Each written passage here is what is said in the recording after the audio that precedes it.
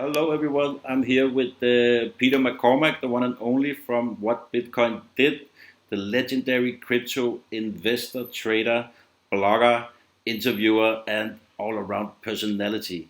And this is actually my first video interview with him.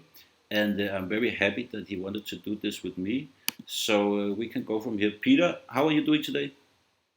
I'm okay. Thank you for the lovely intro. I wouldn't say legendary, but thank you for the kind intro. And the things I do are probably getting smaller and smaller.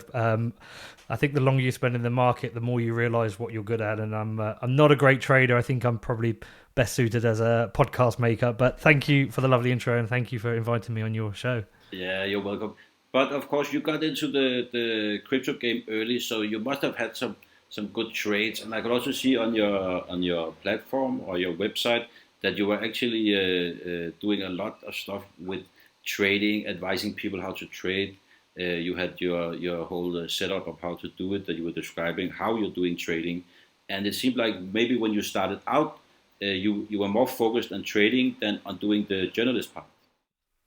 Yeah, so the trading was by chance really, and what I would say is there's been two aspects to my career as a trader. The first was through a bull run of 2017, and now we have a bear market of 2018. And what the I think most of the lessons have been learned in 2018 that has made me realize actually I'm not a great trader.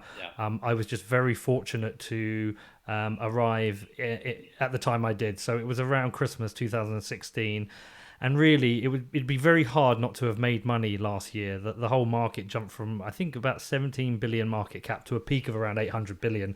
You could put money in anything and make money. So yes, I thought I was a genius making lots of money, and I obviously then kind of portrayed myself as a trader, and I think a lot of people did this. And I created a website and showed people how to do it, and a lot of people also made money. It's very hard to look back now and think I'm a good trader.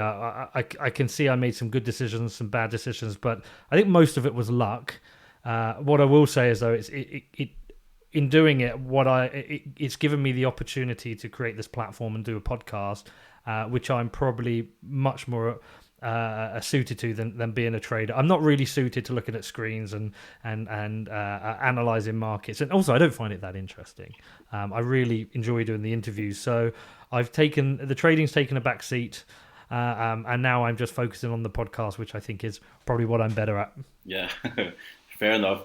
And also, it seemed like you're also, when you're looking at trading, from what I could read at your webpage, you're more looking at the longer perspective. You were never really into the whole day trading thing, which of course is more exciting also when things are going up than right now, unless you're really good at shorting. But it seemed like the whole time you were more focused on the long run, on investing in sound projects, and maybe doing that was like your basis, and then maybe doing some flips between coins and all this stuff, depending on the market analysis and the technical analysis. But more or less, you were always like a long term investor in this space. Then you believed in the space. Yeah, and I still have a kind of similar philosophy around certainly Bitcoin. There's a certain amount of my Bitcoin I will never sell. Yeah. Well, I say never. I mean, I'm not going to sell for years. I'm a strong believer that Bitcoin will have a significant impact on the global financial industry, and the value will keep going up. There's a lot of bridges to be crossed, a lot of infrastructure needed, but we've seen the arrival of derivatives. We have seen countries like Venezuela where people are using Bitcoin as a way to avoid the catastrophic effects of hyperinflation. So Bitcoin it does have its use cases. So I will never sell that.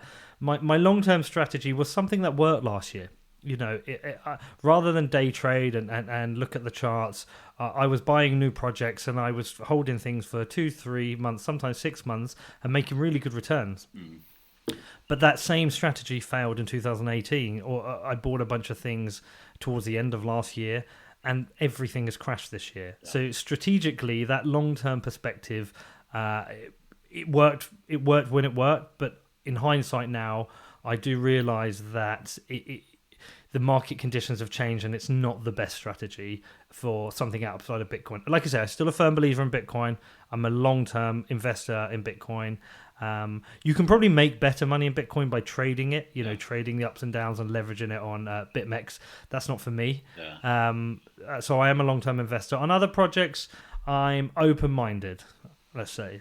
Yeah, that's just good. But I just want to draw you back to one thing that you said about Venezuela, because that's definitely a very interesting country because of the economic climate, and also the third world is of course very interesting, and maybe the most suitable place for cryptocurrencies because their economic systems are not so well established and not so stable. So it's a perfect place for crypto to start off with.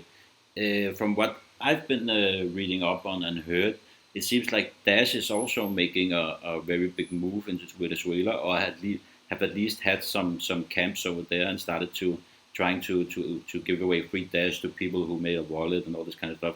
Do you have any experiences or any news? Have you heard anything from like on the ground on Venezuela? Are people using Bitcoin, Dash, or any other cryptocurrencies there? So there's two people I talked to about Venezuela. There's a guy called Alejandro Macedo who I recorded a podcast interview with. He's a journalist for Caracas Chronicles. He's also crypto. I think I'm not sure if he's an engineer or designer. I can't remember. But he does a lot of crypto work. He's from Venezuela, hasn't been back for a while, but he gives me a lot of insight in what is happening on the ground in Venezuela. And there's a lady by the name of Jill Carlson, who I've also had on my podcast. She has a lot of experience in terms of trading in, I think it's in debt, but I'd have to research that. But she is very interested in what's happening in Venezuela, has written about it. So I speak to those two about it sometimes, and I'm going to be doing some more research myself. From what I understand, there is crypto is being used by individuals and by the state. Great. We obviously with the state we had the Petro, which was, let's be honest, a complete clusterfuck, launched on NEMIEM. Whatever happened with that? I remember. I was looking into they were sending out some Spanish documents about how you could invest, and I kind of looked into that just to see what it was. But did that ever turn into anything, or Well, it did and it didn't. I mean, I haven't looked into it too much detail, but at the time it just seemed like an absolute mess, and it was just the country printing more money again, which they have been doing for years now, which has led to hyperinflation. It was just another opportunity to print money. There's not a lot of transparency about who was investing, where the money came in, or where it went. So it's kind of unusual. But the state is also, as I believe, mining cryptocurrencies. There's very low power costs in Venezuela, so you can mine Bitcoin, even at the current prices, quite profitably. Whereas my miners at the moment are losing money. But also, I know people on the ground are using Bitcoin. I spoke to Alejandro about it. He was telling me that people would be transferring their wages into Bitcoin. And even when the price dropped from 20k to 6k, the value they held went up because of how high inflation is right now in Venezuela. So Venezuela is a really interesting thing. If you speak to any Bitcoin maximalist and talk about hyper-Bitcoinization, which is Bitcoin essentially starting to swallow large parts of the economy and become a store of wealth, which is trusted and relied on. It will likely start in a place like Venezuela. Now, Venezuela might be too early because the infrastructure isn't in place, but it is a country which is using it. People are using it, and I myself would be interested to know, almost to see a comparison between the bolivar, the dollar, and the Bitcoin, and see how much it is being used. But I do know it's being used there as a protection of income and wealth, and I find that it's kind of exciting and depressing at the same time. It's so depressing what is happening to the people in Venezuela that they can't even afford like the basics, basics, food, toilet paper, children's medicine. It is a failing state. At the same time, it's exciting to see Bitcoin as something which is an opportunity to help people.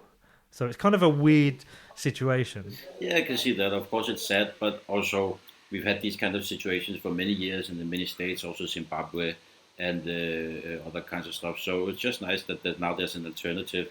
But you say it's more used like from your what you've heard, it's more used like a store of wealth.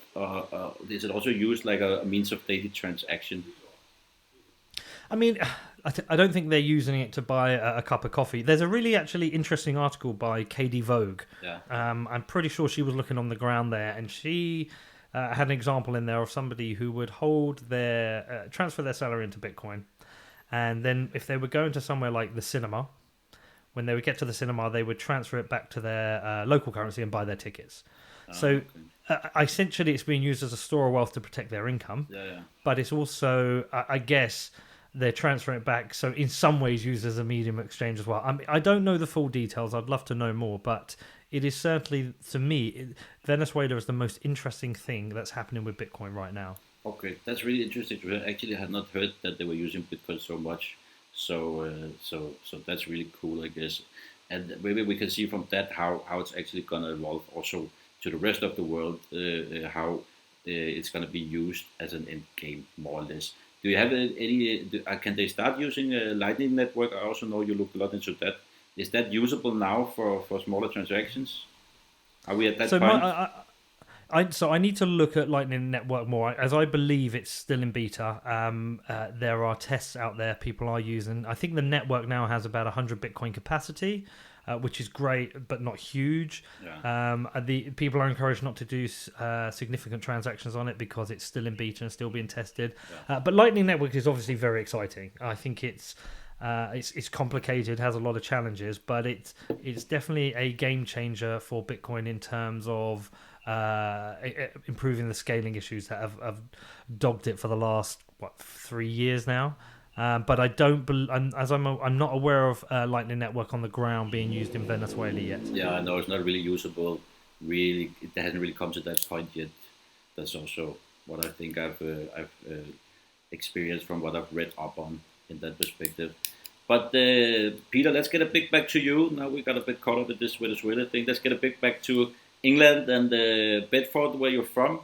I guess Yep. born and raised, and a little bit Yep. outside of London. So what's that like? Is that a big town? It's like a suburb to London. And how was your whole experience growing up there? Was it a happy childhood? Were you bullied? How did that? How did you go from that childhood where you grow up in a nice small town like a suburb to London, Bedford, I guess, and then you come into crypto? Can you just give us that one in a short time? Yeah, no problem. No, I wouldn't say it's a suburb to London. I mean, it's not far from London. It's like 35, 40 minutes, but we're outside the M25, so Yeah, we're just a town outside London. It's a kind of small nothing town, really. yeah, But fortunately, it's close to London. It's close to Cambridge, so it's close to some good places. Very normal childhood. My mum was a nurse. My dad was an engineer. I'm the youngest of three. Yeah, we had a very normal, nice childhood. Holiday every year. Went to a good school. I've always been entrepreneurial and had a lot of support from my family. I've always been the kind of odd child out. But yeah, a great childhood. I think England's a great place to live. Has its challenges as well, like most countries. But is I'm as much. I actually would like to go and live in America. I'm a big fan of California, but I do also like England. We have a great sense of humour. yeah. We have the best football in the world, and yeah, I've had a great childhood. My family's half Irish though, so my parents retired to Ireland like 10 years ago. Sadly, my mum passed away last year, so my dad lives out there on his own in the west of Ireland, which is also a great country with probably the nicest people you will ever meet. I always encourage people when they come into England to make sure they try and fit Ireland Yeah. in on their trip. Yeah, that sounds good. Actually, I was in Dublin recently. I really like the mentality. People are so friendly. Also, I was in London recently. I was invited to the Bitcoin Cash crazy show thing, and I was just one thing I was surprised by. Wow, how friendly the people are in London. You know, the British thing is so friendly, and I also know from Dublin, very talkative, very friendly like that. And I would have to say it's a bit different from Scandinavia. People can be a bit more harsh how they talk to each other. They're not so polite. And I could see how that was kind of tying London together like a town, also with a lot of foreigners, of course, because you have this politeness that kind of make it possible to have so many different nationalities there, and they also How long were adopted you in Dublin for? in Dublin. I was just for a weekend. I was just visiting a girl Oh yeah, that I had met. first trip, Ah, first time in Dublin. first time in Dublin, yeah, and it was Did you have a drink? Did you have a Guinness? yeah. I had a Guinness, but you could also get that in Copenhagen, of course. I didn't go to the factory, what's it called, the brewery, but I had a Guinness Yeah. there, and of course, and I went to there was a very nice park outside where you could go and meet some deers that were completely accustomed to people, and that was nice, yeah. But Cool. yeah, yeah. But what do you see? How do you like? Would you like to move to Ireland? Or are you happy to live in England? Do you see a big difference in the mentality, or is it very close? I mean, if I could probably live in Dublin. I mean, I'm a city. I like to be near a city. Yeah, yeah. So I couldn't live where my dad lives. It's in the middle of nowhere, and you know, there's not much going on. It's a very peaceful life. I like city. I like culture. So I'm close enough to London here, which is great. I could live in Dublin, but I mean, I would love to live in America, either San Francisco or Los Angeles. That's your places. Yeah, I mean, look, America, like any country, has its problems, but I just I like the outdoors life of California. I love the mountains. I love the beach, but I like the fact that you can get to the desert quite close. You're not far from both Mexico and Canada, so I'm a big fan. I'm going out on Monday for 3 weeks, and one day hopefully I would live there. So, what's this Bitcoin Cash show you were at? It was I was invited. One of my friends got enrolled and was hired by Calvin Ira, and they had a Bitcoin Cash rebirth party. There has been a bit of pictures going around in Twitter with some naked ladies you could eat sushi from, and there's been some stuff. And it Okay, was like that kind of party. It was like a really crazy, with dancing naked ladies and all this stuff. And they were just sounds a bit awkward. yeah, no, I think it was okay. It was like an experience. For me, it was more talking to the people. I'm gonna be now. I'm doing this interview with you, and afterwards, I'm doing a deeper dive into Bitcoin Cash. And for me, it's interesting also, and a thing that I really like your perspective on is trying to figure out what is actually fake, what's false, and what's right in this whole Bitcoin Cash situation. Because there's so much So, propaganda from both sides. So that's so what where are you at now? I'm at the point where I was really excited for Bitcoin and Lightning Network, and now I heard some stuff from the Bitcoin Cash camp that also has some truth to it. So I'm a bit less biased now. I think I was more biased towards Bitcoin before. So, but it's just trying to see through the propaganda, and I can see also both some bad things on both sides and good things. But I really want to try to get into more into the core of okay, what's correct on this side, what's correct on this side, and not all this stuff about Bcash, Bitcoin Core is like this, so blah blah blah. Yeah, it's funny because I've been through that process, and I did it obviously with my interviews. So I interviewed Roger Ver, and I've interviewed Samson and Jameson, and I tried to approach each of them as open minded as possible, and try to to do myself and the community a service is rather than listen to everything everyone told me about Bitcoin Cash and the same about Bitcoin, just be completely open minded, listen to both arguments. I've now come to the conclusion that the way to grow Bitcoin is the way it's being grown with second layer technology such as Lightning Network. I've pretty much come to the conclusion that Bitcoin to scale on chain will have to become more centralized, and I do now have fundamental issues with Bitcoin Cash. I was happy, I'm not that my opinion matters, but I'm perfectly happy that the project has happened. Yeah. Who's that, your baby? No, I think it was from outside, but actually I have a baby. I have a baby, but it was not. It was another one's baby. What my problem is the use of the brand to confuse people and the outright lies which Yeah. have said, and I'm not saying there aren't lies on both sides, but the outright lies from leadership, I just don't think is healthy or helpful, and is how we should do things. And also the constant referring back to the original white paper as propaganda, I don't think is right, because it seems to me, as someone who's even not technical, that a lot of things have changed since the original white paper, and things must evolve and grow. So I've decided to separate myself now from Bitcoin Cash and focus on Bitcoin, because I think the Bitcoin Cash project is useful in looking at how you can scale on chain, and I'm sure there's some important learnings. But the lies and misuse of the brand, I don't agree with. I definitely see that. And I was also, when I was over there, I was talking to a lot of Bitcoin Cash guys, and a lot of the guys also inside Bitcoin Cash who are doing different roles there are also really, really tired of the way some of the top people are promoting it and shilling it, and how they're just also putting a lot of misinformation out there, and hurting people, and making it difficult for new people to come into the space and understand what's going on. So I think there's a lot of tiredness from that also inside the Bitcoin Cash organization. But they're also big personalities with their egos, and they feel like they have a big battle of the Bitcoins, I guess. So I don't know if they're gonna stop that. But yeah, but like you said, yeah, I've also, since I've read a bit more into it, I've also seen some more appealing arguments for Bitcoin Cash. But I'm neutral. I'm not biased anyway. I don't give a fuck really if it's the one or the other one. I just want to understand what's going on, and to have some get some truth out of it, and hopefully also tell that further on to other people. Yeah, yeah. But that's a big discussion. Yeah. Okay, let's see more. What about this? So let's take some topics, maybe some recent topics. How do you feel about this whole ETFs situation, and also the situation with institutional money coming into the crypto space? What's your take on that? Now it was postponed, of course, like we all know. How do you see that evolving? Well, again, it's super interesting. I don't see it as a bad thing that it's been delayed. The fact that it's being looked at so closely shows how serious the SEC is taking it, and it shows that there is a demand and that people are interested in Bitcoin, and Bitcoin isn't.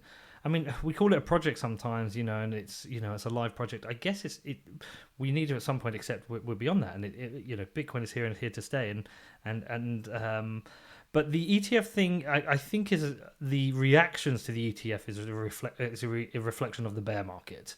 Yeah, But the fact that people say, "Oh, Bitcoin needs the ETF to survive," no, or it's its final hope is a strange way to put a nail in the coffin of Bitcoin, because even if an ETF continues to be declined forever, Bitcoin will not die, Bitcoin will not go away. I just don't think it will be declined forever. I think at some point an ETF will be approved, whether it's this year, next year, or maybe in a few years. But I think it's certainly interesting, and it reflects how mature the market is. I mean, like the first time I heard about Bitcoin was in about 2013, and I was like, "What? This is just like some digital currency. This is like some in-game dollars. Like it doesn't make any sense." And even when I started looking at it again in 2016, I was still like skeptical. But we're now yeah, at a point where this thing, which has been created by a unknown person, is now worth, over 100 billion, is being used around the world, and Wall Street is considering making it something that it can be traded as an ETF. I mean, we already have futures. It's just, I yeah, think it's fucking amazing, to be honest. But yeah, the ETF thing, I think people are relying on it too much because we're in a bear market. People are holding heavy bags, or because as much as people want Bitcoin to be this savior of money and fair and sound money, most people are in it to speculate and to improve and create wealth for themselves. And yeah, relying on it is just a reflection of the bear market. I mean, I would like it to happen, but I don't care if it doesn't. If an ETF is not approved this time, it's not going to remove my interest in Bitcoin.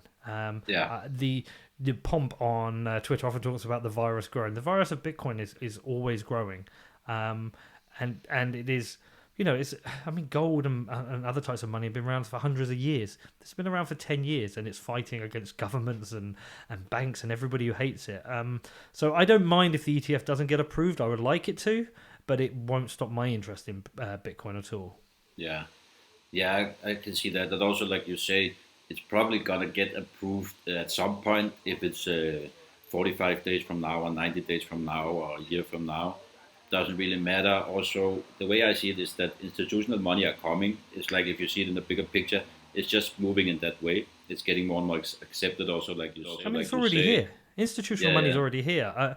When yeah. people talk about institutional money, it's almost like they think there's going to be one day that it's just going to happen. I don't think it happens like that. There's already No. certain amounts of institutional money involved, and some is involved because it's people who are more open to risk. Some is because people see the future and they believe in it. Some can't because they have investment rules or down to custody. But we have solutions and an infrastructure being built that will support custody anyway. Coinbase is doing things. We have Casa. We have other custody solutions coming out. So I think institutional money isn't just like a certain. It's not like one day. It's gonna continue to come into the space and Yeah. but it's not going to be it's not going to be the savior of Bitcoin. But I think people look into individual things is this hopium they have that the heavy Yeah. bags they've bought at 20K or 15K are going to get saved. I think we have to think much more long term than that. Definitely. That's a really good point. What about another thing I saw that you were very interested in was privacy coins. Is that correct? Yeah, the privacy thing. Privacy Yeah. thing. Yeah. Well, look. I mean, privacy is one of those funny things, right? Whereby you can look at it from two ways. You can look at like the likes of the NSA spying on us as an invasion of our privacy, and it is. It is a total invasion of our privacy. But at the same time, I look at England and look at the work that the MI5 and I think it's MI5 or MI6, one of them who works on thwarting terrorist attacks and the intelligence they use to do that. So you can look at it from both sides, but I think we all have a right to privacy. I think most people who need privacy have something to hide, right? But at the same Yeah. time, we have a right to privacy. So having the ability to create private transactions, like it frustrates me. If I go down to the bank today, say I wanted to get £2,000 out for my holiday, right? Yeah. They're going to ask me what that money's for. I mean, when you think about it, how is it any of your business, Mr. Bank Clerk? I mean, or Miss Bank Clerk? This is my money. Why should I tell you? And I usually lie and just tell them something funny. But the point being is, do we want to live in a world and a state where everything we do is watched and monitored and we have to answer for it? Because it's just not for that very nice. So I like privacy coins because I like the fact that what I have is private and what I send to somebody is private. At the same time, I don't expect privacy coins to get to have a simple life growing because I think it's something the governments are going to hate. You are not going to see Monero Yeah. on Coinbase.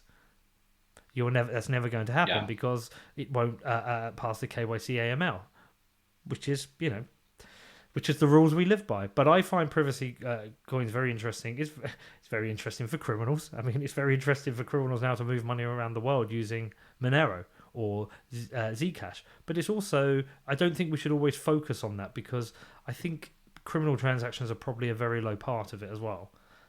Yeah, the way I see it, criminal transactions are always going to happen, and that doesn't matter if it's private or if it's banks or if it's cryptocurrencies or what. I just think that's a bad argument for not using private, actually.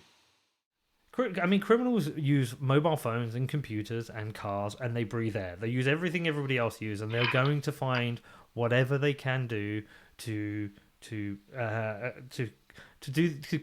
the activity which is deemed criminal. But then it's another interesting thing. It's like, what is criminal? Yeah.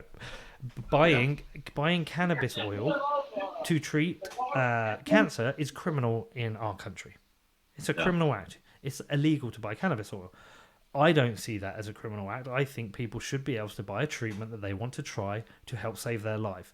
So it allows somebody to do something which is, in their world, ethically right, but in the justice system wrong, without worry of being monitored or caught. So it kind of harks back to the Silk Road and what Ross Ulbricht tried to create. I think we have too many rules.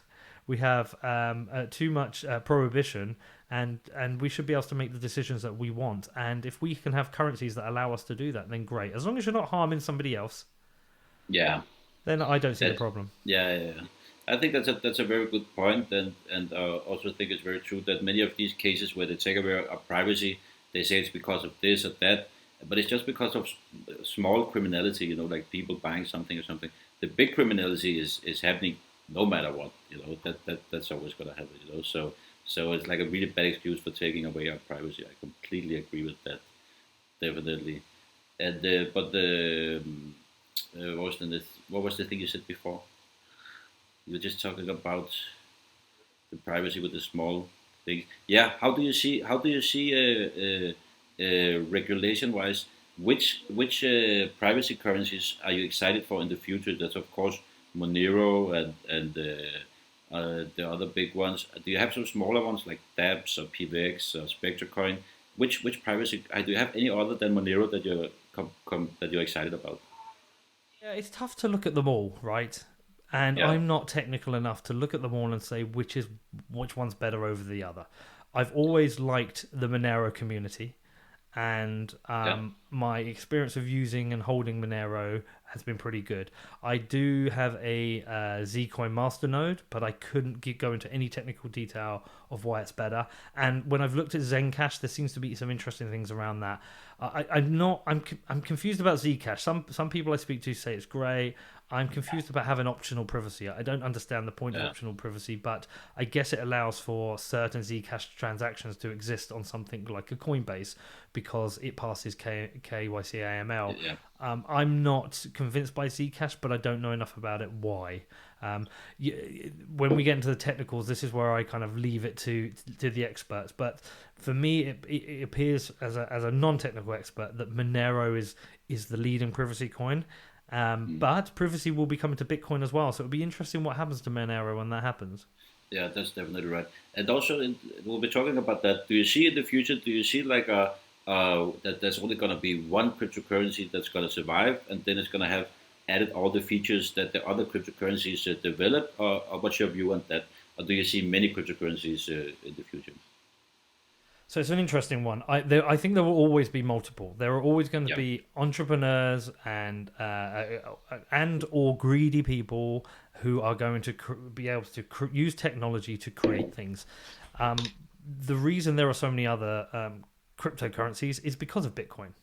Bitcoin worked, yeah, therefore people wanted to create other things to create for financial gain, right? Um, I think long term there will only be one winner in the sound money store of value, and I've come around to that conclusion recently after researching Bitcoin maximalism, reading Safety and Amous's book, The Bitcoin Standard, and speaking to some maximalists. And it now is pretty clear to me that there will only be one winner because of the network effect of that. So the most likely candidate now is Bitcoin. No other coin has come around which has dented Bitcoin's market share enough for it to be a challenger. Bitcoin has survived pretty much every attack because it does what it needs to do best, which is it is the most secure form of sound money.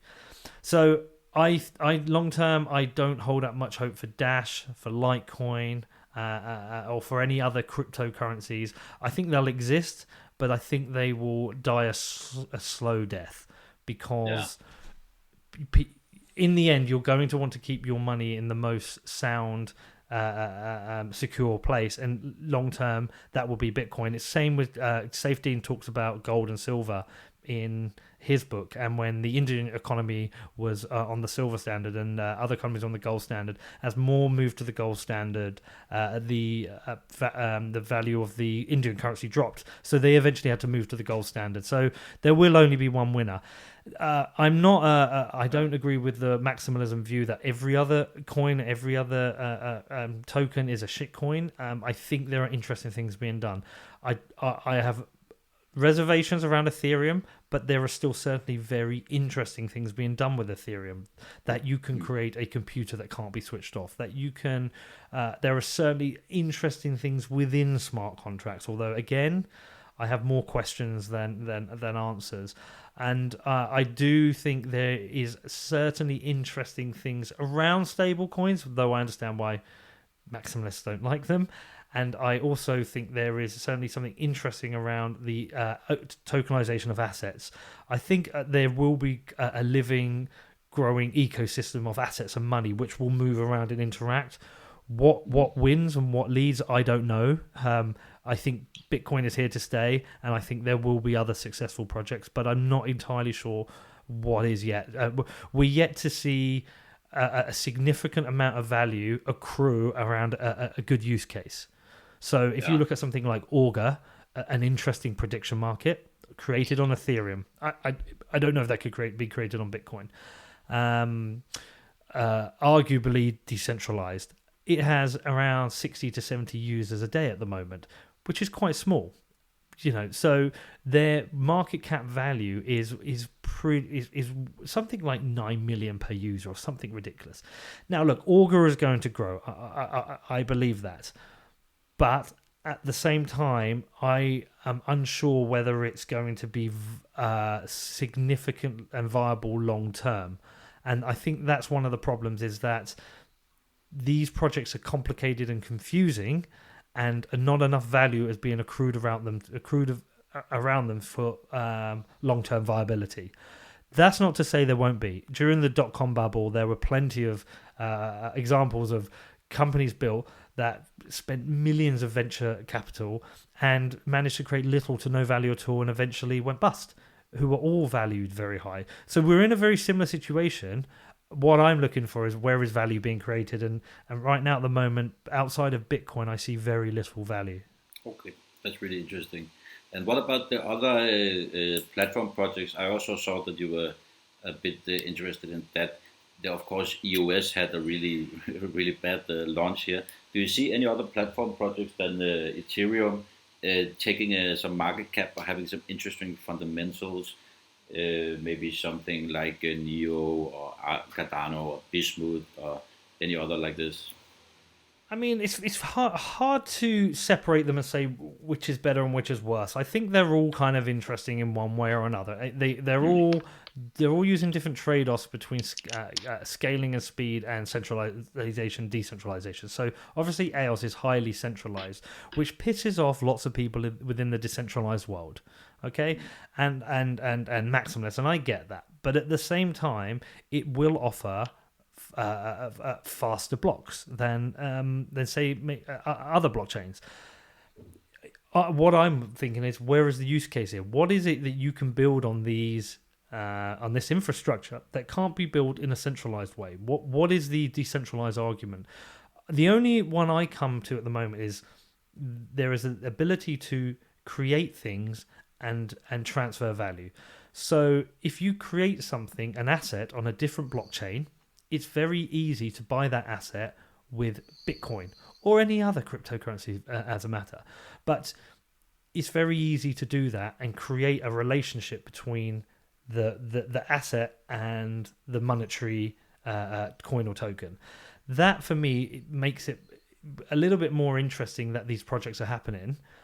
But I'm yet, again, just like my previous answer, I'm yet to see significant value accrue around it, and I'm yet to see compelling arguments for why many of these projects need blockchains. Although I'm not completely against the testing, and I think these are all useful and interesting tests. That's a really fair point. Now that we talk about the decentralization here, maybe we can move over to that a little bit, because I think that's really one of the interesting points of cryptocurrencies, and one of the so basic and yet so game changing features that people just don't get, because it's so basic. That you just decentralize instead of centralize. For example, for the shipping industry, with a lot of these contracts and international payments, is a beautiful thing. Do you see this decentralization moving into governments, having an impact in how governments can work? And also, from something that you said earlier, are you like a free market guy? Are you into as small a state as possible, or maybe no state? How's your perspective on this whole thing? So, in terms of state, I'm still learning. I grew up very much in a normalized a world where there's left politics, right politics, center politics. There yeah, is only capitalism and communism is bad, and this is the way it is. Vote for one, and off we go. And I lived a yeah, life doing my job in London, working in advertising, oblivious to any other economic theory. Bitcoin has obviously opened my mind, and I'm learning about Austrian economics, but it's very new, and these concepts they take me a long time to understand. mm, I believe in a smaller state. yeah, I don't like the way the state makes too many decisions for us. I don't like the way the state spends our taxes. Um, I am becoming more anti-state the more I learn and research, and yeah, I guess my whole mindset is changing, but I'm in the process of yeah. developing what I think is my own beliefs are. And they're very difficult. And also sometimes when I talk to my friends about this, and they just think I'm fucking mad because because they've not heard of these libertarian concepts. And so that's all very new to me. And sorry, what was your previous question? Yeah, that was actually exactly the question. And then just what role, like the decentralization coming from cryptocurrencies, play in that process of maybe going towards a smaller state? Yeah, I guess it's decision making. What needs to be decentralized? Decentralizing money and not allowing people to just governments to print money makes Yeah, sense because yeah, it's sound money. It's more reliable. It's more honest, and that to me makes sense. I'm. It's very tough to envisage other things that are to be decentralized. I have no idea how governance within the government will work decentralized. I can't even get my head in the place where I can picture it, which is why I'm reading yeah, so much at the moment because I want to yeah, understand it. I think there are certain things that seem like they should maybe exist on a blockchain. I think identity seems interesting. I think certain records, like land records, seem like pretty interesting. But yet, I'm still waiting to see a compelling use case or compelling example where it's done. Right now, I'm focusing more on sound money, and I think establishing Bitcoin as sound money and decentralizing that seems to be the starting point, and everything else will almost fall into place from that. But I'm very early in my journey yeah. of learning about this. Okay, that sounds good. So you're seeing that coming some kind of way that this whole cryptocurrency and Bitcoin is gonna make that happen, but it's still in its early stages, and also the way you're looking at the state and the like Austrian economics and all this stuff. You're also in your early stages of understanding this. Yeah, I mean it's very early. Can Bitcoin become a global money? I sure hope so. How does it happen? I've got no idea. But we live in a Yeah, very weird and fucked up world where a few very powerful people control everything and all the decisions. Constant wars in Africa and the Middle East. We have global warming denial, pretty much. I mean, everyone is in denial about what is happening. Yet, the yeah, weather is every year is getting hotter and hotter. We are seeing dramatic weather storms. We are seeing polar ice caps melting. We have oceans full of plastic. I mean, it's disgusting what's happened. And yeah. yeah, if Bitcoin can change the way we govern our planet and our countries and our states, then great. We may be too late. Yeah, I think so too. Let's see what happens. That sounds good. From that, now we talked almost an hour, and maybe we should start closing it up a bit. What you just said is a bit negative way of closing it up, maybe. So I just wanted to ask you, where do you see what do you see happening? Let's say from now on and until the end of 2018 to start off with inside the cryptocurrency world. Do you see the bear market continuing? How do you see it? I think most likely the bear market will continue because it feels like there is a bigger need to extract money from the market than put it in right now. Yeah, People want money out. You've either got You've either got people holding on for dear life with hope, or people wanting to take money out. And that may be people who have just lost so much, they're like, fuck it, I might as well take out the last bit.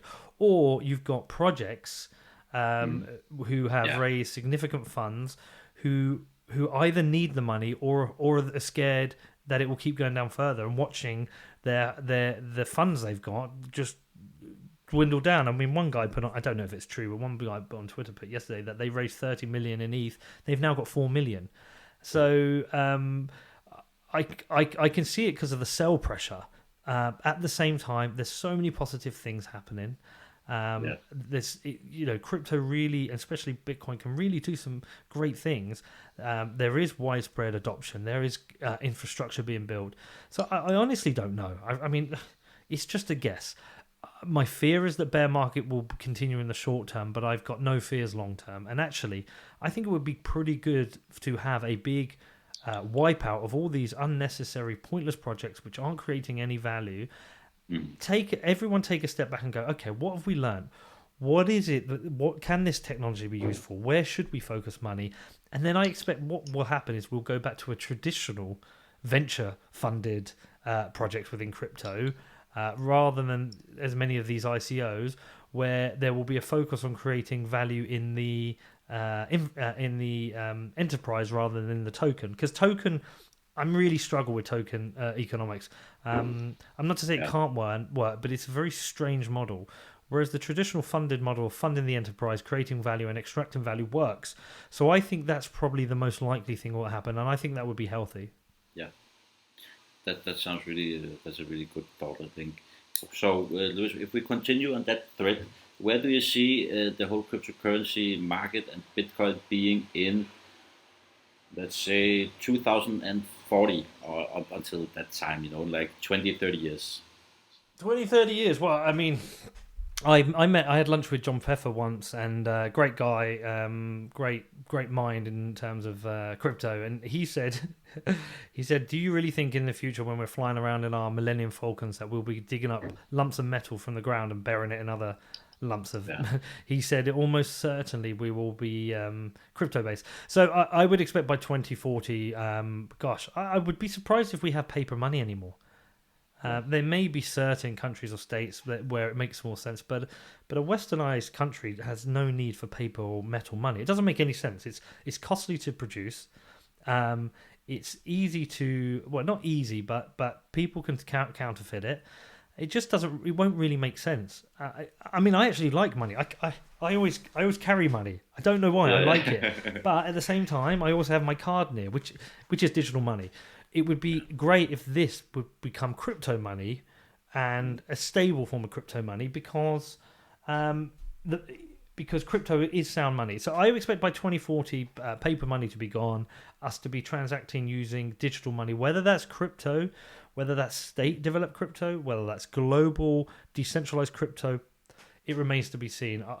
I assume it will be global crypto. Will link where it is in 2040. I got no idea, but I expect it to have a much larger footprint than it does now, because it is the most sound form of money. Definitely, I totally agree with that. That's a really good point. So I just hope I'm still alive. Yeah, and the world is still alive. Still alive. Yeah, I mean, I'll be. How old would I be? I'll be 60 then. 60? Oh shit. That's a scary thought. How old are you? I would be in 30 years. I'm 35 now, so in 30 years I would be 65 actually. Yeah. So yeah, let's see what happens. But I can see my dad is around 65 now, and he's looking pretty good. So I hope I can achieve the same as him. Still be a bit fresh at that. That's point. That great Danish lifestyle and diet. Yeah, we have some Scandinavian what can I say, features that maybe accommodate that. So, well, let's see. You never know what happens. And also, like you say, I'm also pretty pessimistic about the whole world situation. So a lot of stuff can happen also with that. We'll have to see. But Peter, just to round up, I just want to ask you, what's the next coming from what Bitcoin did and Peter McCormack? What can we expect? You of course had a very great adventure already in crypto and are a very well-known guy. What's the next developments coming from you? What's the next interviews? What's the next thing you're taking on? Are you having some new projects you're jumping into? What can we expect? Well, actually, so I did start looking at some new projects, but I've decided actually just to scale back and focus on one thing. And one thing is the podcast, which I love doing, and it takes a lot of work. Each interview I spend a day or 2 days preparing for. I'm not sure if that's because it takes me longer to learn things, but I spend a lot of time preparing and a lot of time getting it out there. So I'm going to be focused on the podcast. In September, I might go to 2 shows a week. I have so many people I want to talk to, so I've been thinking of increasing it to 2 shows a week. And I'm also launching another podcast in September, which is non-crypto, just wider, more interesting stories with other people outside of Bitcoin. Because it gets a bit like, I don't know about you, but in doing the interviews, I like doing research, and I feel like I'm always learning things from people. So it's so helpful, and I want to, I want to increase my knowledge in kind of wider topics. So I'm going to do another podcast. I was going to do this Project Open paper. I've decided to not do that because it's going to take too much time and distract from the podcast. I'm flying to LA on Monday. I'm going to be spending 3 weeks in LA and San Francisco with my children. I've got 2 children. I'm a single dad, so we're going to be having a vacation, but I'll be doing a couple of interviews while I'm there, meeting up with people. And yeah, I mean, I still consider myself relatively new to this. There's so many more established and experienced and more knowledgeable people. So I'm just going to keep learning from them and asking questions, and hopefully I can keep adding value back into the space. That sounds good. So what you're mostly planning is continuing your journalist thing. That's actually what you're focusing on. I can understand. Yeah, but I struggle with the journalist word because I don't think I'm anywhere near professional enough to be a journalist, and I'm too opinionated. Journalists tend to be impartial. I've got strong opinions. So how should we put it? Blogger, podcaster? I would just say I'm a podcaster. You're a podcaster. Okay. And what are you still, when you're looking outside of crypto, the next podcast you're gonna make? Is it still inside like fintech environment? Are you branching out to politics? How's it gonna go? Anything. Any interesting stories? So the first guy I interviewed was a guy called Mayor Miyazaki. He's a tech guy. He's just released his project Cryptex, but he ended up going from New York to a Colombian prison for 5 months. Pretty scary and interesting story. But I would interview musicians, sports star, anyone who's got a very interesting story. What about Conor McGregor? I'd love to interview Conor McGregor. He's Irish also. Yeah, he is Irish. And my son is called Conor.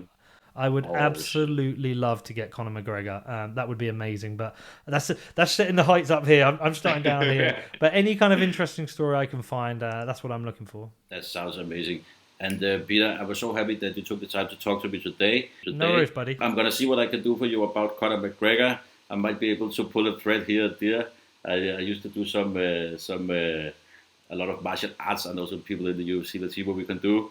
But maybe you can get him. Maybe you have some Irish family connected to him or something. I know you have a big family tradition in Ireland. Anyway, I hope it's going to happen for you in the future. And thanks very much for taking the time to talk with me today. And good luck with everything. Yeah. Good luck with everything you're doing. Anything I can do to help, please just give me a shout. And take care, buddy. Thank you, Peter. Thank you for this. See you later. Bye.